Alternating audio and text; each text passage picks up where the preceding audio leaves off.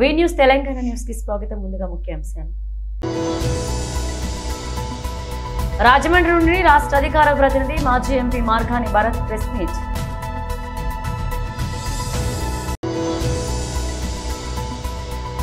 BJP కార్యకర్తలు తలుచుకుంటే Congress party కార్యాలయాలు నిలబడవు.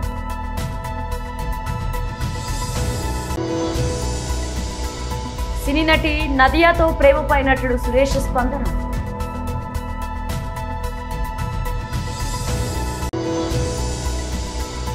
ప్రియురాలి తండ్రిపై పగ, ప్రేమలు, హీరో నుంచి మరొక హిట్ మూవీ ఓటీటీలో.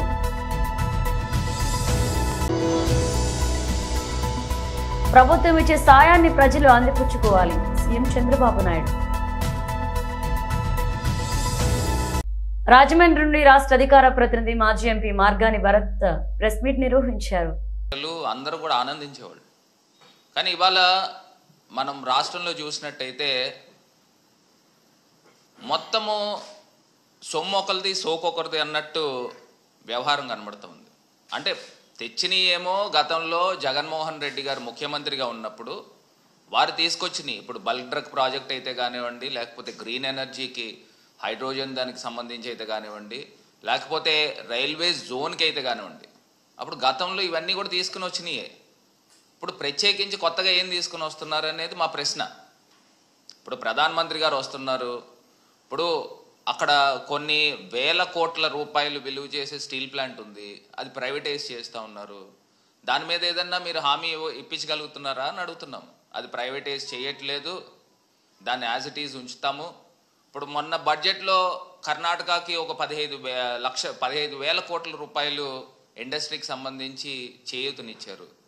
అట్లా స్టీల్ ప్లాంట్కి మీరు అడిషనల్గా ఏదన్నా ఒక 10,000 కోట్లు ఎంతో అనౌన్స్ చేయిస్తే అక్కడ వేల సంఖ్యలో డైరెక్ట్గా ఇండైరెక్ట్గా లక్షల సంఖ్యలో బతుకుతా ఉన్న కార్మికులకు కానీ, లేకపోతే వివిధ ఇండస్ట్రీస్కి సంబంధించి కానీ, యాన్సిలరీ ఇండస్ట్రీస్ కానీ, వీళ్ళందరూ కూడా వేల సంఖ్యలో బాగుపడతారు కదా. దానికి సంబంధించి ఏదన్నా తీసుకొస్తున్నారంటే అదేం కనబడట్లా. ఇవాళ నేను క్లియర్గా చెప్తా ఉన్నా. ఇప్పుడు గతంలో కూడా ఈ ఎన్టీపీసీ ద్వారా గతంలో గ్రీన్ ఎనర్జీ ప్రాజెక్ట్కి అప్పుడున్న సిఎస్ గారు జవహర్ రెడ్డి గారు మరి అక్కడ ఎంఓయూలు కూడా ఎక్స్చేంజ్ చేసుకోవడం జరిగింది. అదేవిధంగా మనకి బల్క్ డ్రగ్ ప్రాజెక్ట్స్కి వచ్చేసరికి 17 రాష్ట్రాలతో పోటీ పడి ఆంధ్రప్రదేశ్ రాష్ట్రము మరి అప్పుడు జగన్మోహన్ రెడ్డి గారి నాయకత్వంలో సాధించడం జరిగింది. సో ఇవన్నీ కూడా జీవోల్ రూపేణా మీకు అందరికీ కూడా అందించడం జరుగుతుంది. ఇప్పుడు కొత్తగా ఇండస్ట్రీల గురించి మీరు ఏం తీసుకుని వస్తున్నారని అంటే అదొక ప్రశ్నార్థకం. నిన్నటికి నిన్న లోకేష్ గారు కూడా ఏవో మాట్లాడుతూ ఉన్నారు. ఏదో బాండ్ పేపర్ల మీద ఇండస్ట్రీలు వాళ్ళు రాసి ఇవ్వాలి, రాసిస్తే అప్పుడు మేము వచ్చి పెట్టుబడులు పెడతాం. ఎంత మరి తెలివి తక్కువగా మాట్లాడుతున్నారు నాకైతే అర్థం కావట్లా. మనం ప్రజాస్వామ్యంలోనే ఉన్నాం కదా. ఇప్పుడు ఇండస్ట్రీలు వాళ్ళు ఎవరు అడుగుతున్నారంట, పోనాల పేరు లేదు చెప్తే మేము కూడా తెలుసుకుంటాం. ఇప్పుడు నేను ఒకటే చెప్తున్నా, గతంలో ఇండస్ట్రీస్ గ్రోత్ రేట్ ఆంధ్రప్రదేశ్ రాష్ట్రంలో ఏ స్థాయిలో ఉంది, మేము ఉన్నప్పుడు ఏ స్థాయిలో ఉందో ఒక్కసారి నేను బ్రేకప్ కూడా చెప్తానండి. ఇప్పుడు అప్పులతో సహా కూడా చెప్తాను, మీకు అందరికీ కూడా తెలిసిందే. యాజ్ పర్ బడ్జెట్లో ప్రజెంట్ చేసిన దాని ప్రకారంగా చూస్తే చంద్రబాబు నాయుడు గారి హయాంలో సుమారుగా 3,13,000 కోట్ల రూపాయలు, అంటే 19.54%. కాంగ్రెస్ తెరలేపుతున్న ఈ భౌతిక దాడులు సాంస్కృతిక గాని బీజేపీ మెడ మొదలు పెడితే ఏ రాష్ట్రంలోనూ కాంగ్రెస్ పార్టీ కార్యాలయాల్లో నిలబడవు, ఏ కాంగ్రెస్ నాయకుడు రోడ్డుపై తిరగలేడు అన్నారు. రేవంత్ రెడ్డి గారు, మీకు కనిపిస్తలేదా? నువ్వు ఎవరినైతే ఎన్నుకున్నావు నీ యూత్ కాంగ్రెస్ నాయకులు, సంస్కారం లేనటువంటి వ్యక్తులను నువ్వు నాయకులుగా వేసుకొని ఈ సమాజం పైన దాడి చేపిస్తున్నావు, రాష్ట్ర కార్యాలయం మీద దాడి చేపిస్తున్నావు. మీరు ఏదైతే ప్రేరేపిస్తున్నారో, మీరు ఎవరినైతే ఉసిగల్పుతున్నారో వారిలాగా మా యొక్క ప్రవర్తన కనుక మారినట్లయితే రాష్ట్రంలోనే కాదు దేశ వ్యాప్తంగా అనేకమైనటువంటి రాష్ట్రాలలో మేము అధికారంలో ఉన్నాం. నీ పార్టీ కానీ, నీ పార్టీ జెండా కానీ, నీ పార్టీ కార్యాలయాన్ని కూడా భూస్థాపితం చేయడానికి మా కార్యకర్తలు వెనుకడుగయ్యారు. కానీ మేమంతా కూడా ధర్మానికి, సంస్కృతి, సంప్రదాయాలన్నీ కూడా తెలిసినటువంటి వ్యక్తులు. మేమంతా కూడా మా పెద్దవాళ్ళందరూ కూడా మాకు ఒక మంచి మార్గంలో నడవాలని చెప్తున్నటువంటి వ్యక్తులు. కానీ నువ్వు నిరంతరం మా ఓపికను ప్రశ్నించే విధంగా నీ యొక్క దుశ్చరిత్ర ఉన్నది. ఈరోజు ఈ ప్రభుత్వాన్ని కానీ ఈ ఇంటెలిజెన్స్ వర్గాలను కానీ మేము ఒకటి అడుగుతున్నాం. మేము ఒక దిష్టి బొమ్మ కార్యక్రమం చేయాలని చెప్పేసి మేము ఒక పిలుపునిచ్చుకుంటే రాష్ట్ర వ్యాప్తంగా అనేక మంది పోలీస్ వ్యవస్థను పెట్టి మా కార్యకర్తలందరినీ కూడా అరెస్ట్ చేపేయడానికి నీ యంత్రాంగం మొత్తం కూడా ముందరకు వచ్చింది. మరి ఈ రోజు దేశాన్ని నడిపిస్తున్నటువంటి భారతీయ జనతా పార్టీకి సంబంధించినటువంటి ఒక రాష్ట్ర కార్యాలయం మీద రౌడీ ముఖాలు వచ్చి దాడి చేస్తుంటే నీ ఇంటెలిజెన్స్ మొత్తం కూడా ఎక్కడ పోయిందని చెప్పేసి నేను అడగడం జరుగుతుంది. అంటే రేవంత్ రెడ్డి గారు అనుకుంటున్నారు చేతులు కట్టుకొని ఉంటారు, ఎప్పుడు చూడు జై శ్రీరామ్ అంటారు, మంచి మార్గంలో పోతుంటారు, వీళ్ళని ఏమన్నా కానీ ఊరుకుంటారని చెప్పేసి అనుకుంటే మాత్రం ఖచ్చితంగా రేవంత్ రెడ్డి నీకు హెచ్చరిస్తా ఉన్నాం. ఇక నుంచి రాబోయే రోజులలో చూసి ఊరుకునే పరిస్థితి లేదు.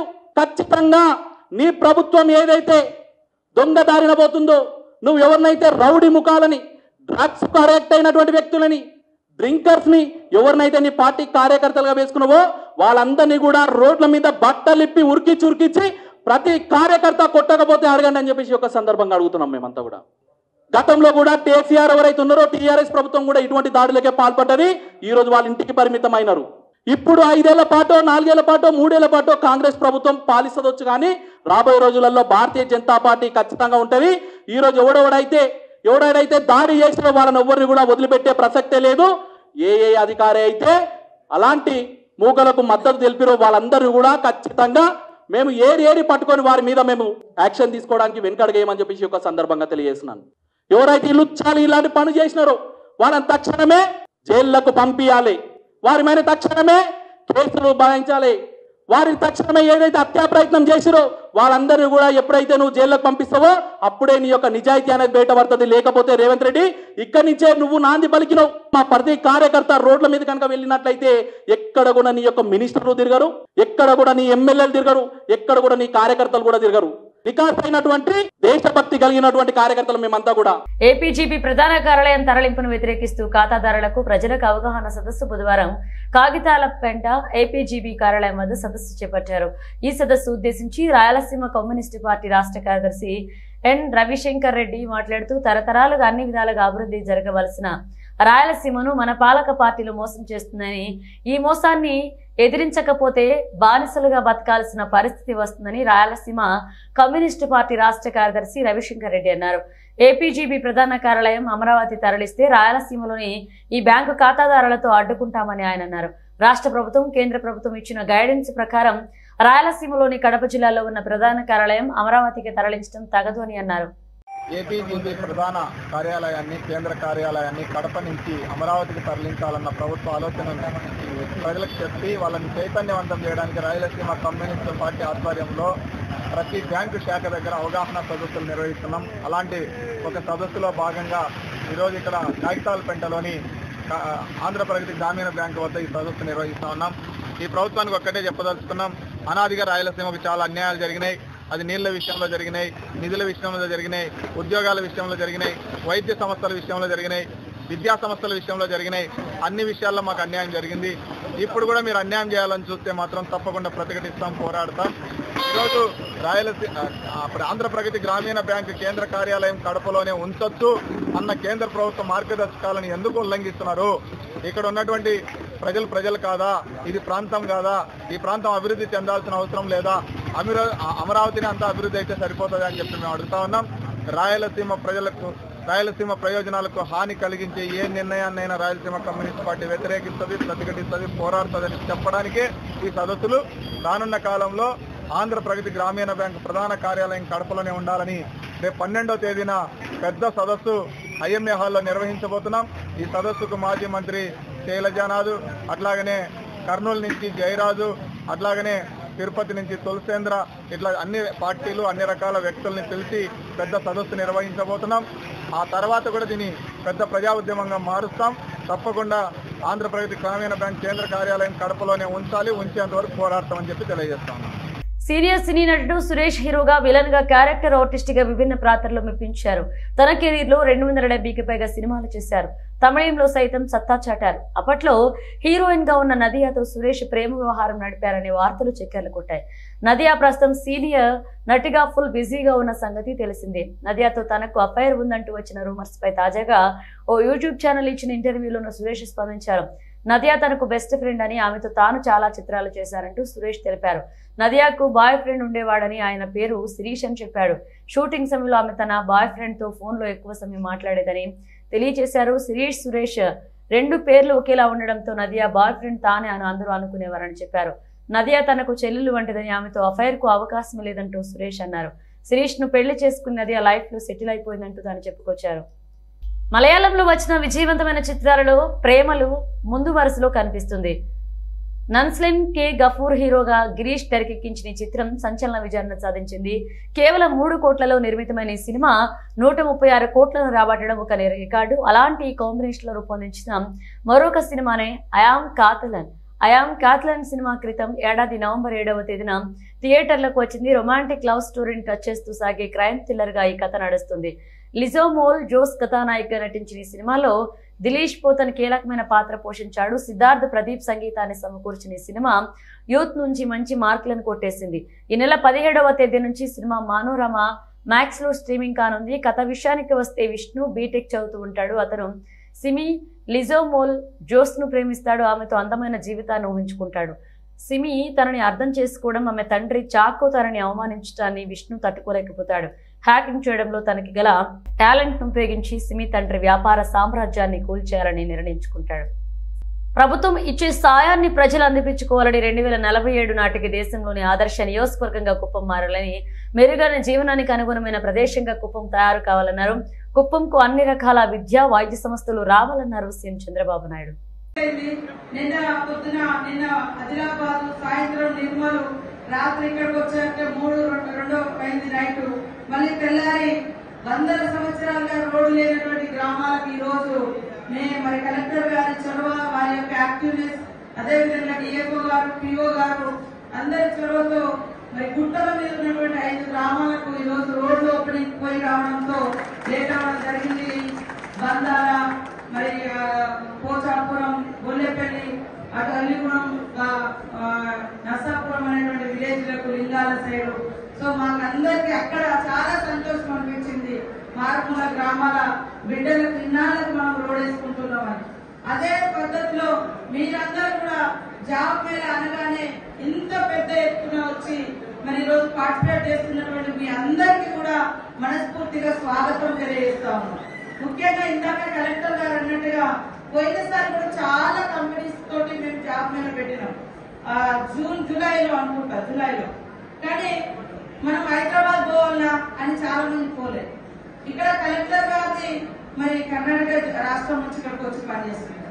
మరి షఫీల్లా గారు ఇంకొక ప్రాంతం నుంచి, మన ఐటీడీఎఫ్ఓ గారు ఇంకొక ప్రాంతం నుంచి, డిఎఫ్ఓ గారు మహారాష్ట్ర నుంచి.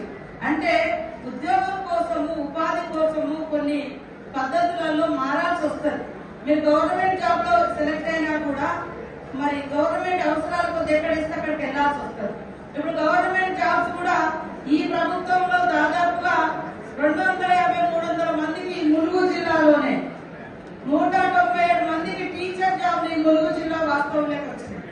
దాదాపుగా 50 మందికి మరి పోలీస్ ఉద్యోగాలు వచ్చినాయి. మిగతా శాఖలలో కూడా జాబ్స్ వచ్చినాయి. మన గవర్నమెంట్ వచ్చిన కాడ నుంచి వాస్తవానికి నోటిఫికేషన్స్ కూడా ఎక్కువ ఇస్తున్నారు. వాటికి కూడా మీరు ప్రిపేర్ కాండి. Same time BRS party new year diary 2025 ప్రారంభం.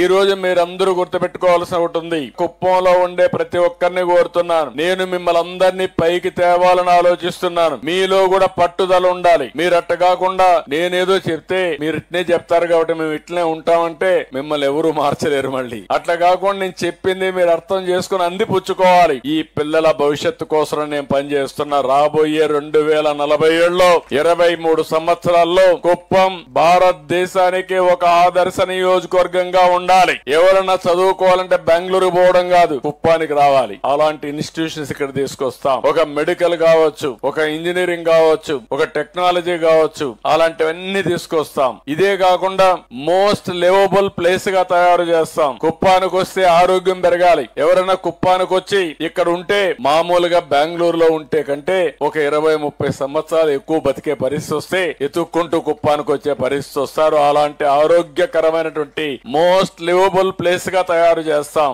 ఇవన్నీ తయారు చేయాలంటే మీ అందరి సహకారం కూడా అవసరం. నేను అందుకని ఇవన్నీ కూడా కుప్పాన్ని ఒక టూరిజం హబ్ గా తయారు చేస్తాం. బెంగళూరు నుంచి శని ఆదివారాలు అయితే నేరుగా ఇక్కడికి వస్తారు. మన ఆడపిల్లలకు కూడా ఏదైతే కూచిపూడి డాన్సులు ఇవన్నీ బాగా నేర్చుకుని ఇప్పుడు అడుగుతున్నారు, మాకు ఒక మంచి స్టేడియం ఉండాలి, ఓపెన్ ఎయిర్ స్టేడియం ఉండాలి, మా పర్ఫార్మెన్స్ బాగుండాలి అని కోరుకుంటున్నారు. మొట్టమొదటిసారిగా పిల్లలను చూస్తున్నా ఒక 40 మంది స్టూడెంట్స్ కూచిపూడి డాన్స్ నేర్చుకునే పరిస్థితికి వచ్చారు. మన సాంప్రదాయాన్ని కాపాడుతున్నారు. ఒక దగ్గరనే 40 మంది ఉన్నారు, మొత్తం 500 మంది ఉన్నారు. నేను అందుకని విజయవాడ ఎయిర్పోర్ట్ లో కూడా కూచిపూడి డాన్స్ రిఫ్లెక్ట్ అయ్యే విధంగా ఎయిర్పోర్ట్ కడుతున్నాను. అంటే మన సంస్కృతి సాంప్రదాయం కూచిపూడి, మన వారసత్వం కూచిపూడి. అందుకే దీనికి కూడా ఎయిర్పోర్ట్ కూడా ఆ కూచిపూడి రిజెంబ్లెన్స్ పెట్టి ఒక ఎయిర్పోర్ట్ కూడా కడుతున్నాం. కాబట్టి మన వారసత్వం, కాబట్టి ఆ వారసత్వాన్ని ముందుకు తీసుకుపోయే ఈ పిల్లల్ని మనస్ఫూర్తిగా అభినందిస్తూ గట్టిగా చప్పట్లు కొట్టి ఆ పిల్లలందరినీ అభినందించాలి. దీని వల్ల 2 లాభాలు ఉన్నాయి. మన వారసత్వాన్ని మనం కాపాడుకుంటాం. రెండో విషయంలో చూస్తే దీని వల్ల మన పిల్లల ఆరోగ్యం కూడా బాగుపడుతుంది. ఇది మన గొప్ప సంస్కృతి సాంప్రదాయం. ఇవన్నీ కూడా చేసుకుంటూ మనం ముందుకు పోతాం.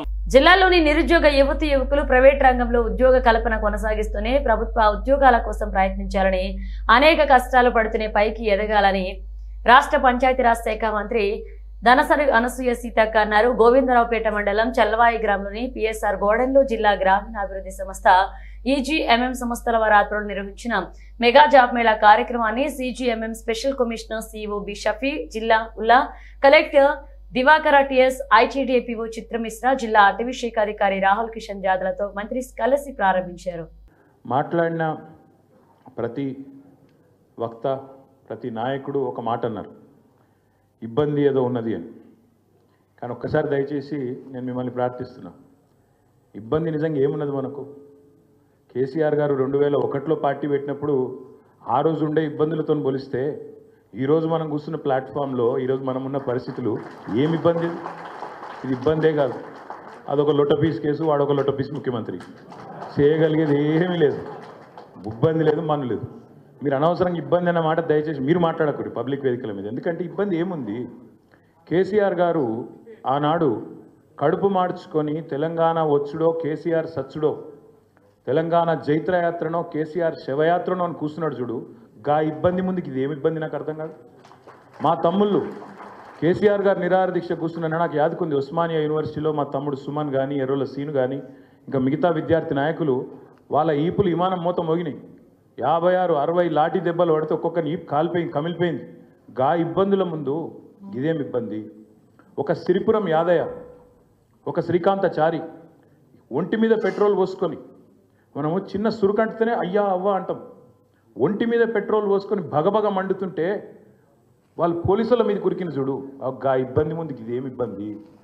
ఇబ్బంది అనేది లేనే లేదు. నేను మళ్ళీ చెప్తున్నా, అదో లొట్టపీస్ కేసు, వాడొక లొట్టపీస్ ముఖ్యమంత్రి, పీకేదేమీ లేదు. కాబట్టి మీరెవరు ఆ మాట మాట్లాడవచ్చు. ఇంకొక మాట కూడా నేను చెప్తా ఉన్నా, ఇబ్బంది అంటే కేసీఆర్ గారు పార్టీ పెట్టినాడు అగమ్య గోచరం. తెలంగాణ వస్తుందో రాదో తెలియదు. మజిల్ పవర్ లేదు, మనీ పవర్ లేదు, మీడియా పవర్ లేదు, తెలంగాణ సమాజం ఒక్కటిగా లేదు. అట్లాంటి పరిస్థితుల్లో, అగమ్య గోచరమైన పరిస్థితుల్లో ప్రజల కోసం, తెలంగాణ రాష్ట్రం కోసం తన జీవితాన్ని అంకితం చేసి ఆఖరికి చావు నోట్లో తలబెట్టి తెలంగాణ తెచ్చిన నాయకుడు కేసీఆర్. అట్లాంటి కేసీఆర్ తయారు చేసిన సైనికుడిగా, కేసీఆర్ రక్తం పంచుకొని పుట్టిన బిడ్డగా ఇది ఇబ్బంది కానే కాదు. మనం ఎవ్వరం కూడా బాధపడాల్సిన అవసరం లేదు. నేను మిమ్మల్ని కోరేది, ప్రార్థించేది ఒకటే. ఈరోజు రాష్ట్రంలో ఒక 3D పాలన నడుస్తున్నది. 3D ఏంటిది? ఆ 3D, మొదటి డి డిసెప్షన్. డిసెప్షన్ అంటే మోసం. రెండవ డి డిస్ట్రాక్షన్ అంటే అటెన్షన్, మన అటెన్షన్ మళ్ళించుడు. మూడవ డి డిస్ట్రక్షన్, విధ్వంసం. ఈ 3 జరుగుతున్నాయి. డిసెప్షన్ అంటే ఏంది? ఇప్పుడు హరీష్ రావు గారు చెప్పారు, హేమంత్ సోరెన్ గారు మొన్ననే గెలిచిండు జార్ఖండ్లో. కానీ నిజాయితీ గల నాయకుడు కాబట్టి, నిజాయితీ గల బిడ్డ కాబట్టి, జార్ఖండ్ రాష్ట్ర ఏర్పాటు కోసం వాళ్ళ నాన్నగారు శిబు సోరెన్తో పాటు కొట్లాడిన బిడ్డ కాబట్టి. బులెటిన్ ముగించే ముందు హెడ్లైన్స్ మరోసారి. రాజమండ్రి నుండి రాష్ట్ర అధికార ప్రతినిధి మాజీ MP Margani Bharat press meet.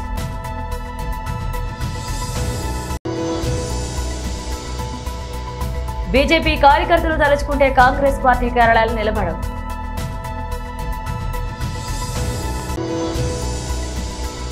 సినీ నటి నదియాతో ప్రేమపై నటుడు సురేష్ స్పందన.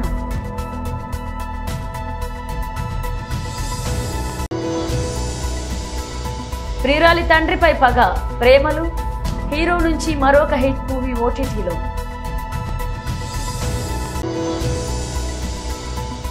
ప్రభుత్వం ఇచ్చే సాయాన్ని ప్రజలు అందిపుచ్చుకోవాలి, సీఎం చంద్రబాబు నాయుడు. ఇవి బులెటిన్ అప్డేట్స్. మరణ బెస్ట్ మళ్ళీ కలుద్దాం.